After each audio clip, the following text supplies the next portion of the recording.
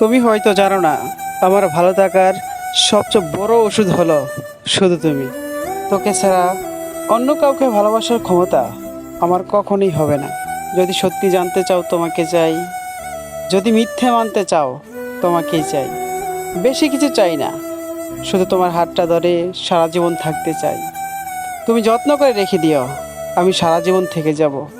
নাম না জানা পথে ছুটি চলি যেন বারবার, সেখানে গেলে হয়তো খুঁজে পাবো তোমায় আবার। সবাই তো খুশি চায়, আর আমি তো আমার প্রতিটি খুশিতে তোমাকেই চাই।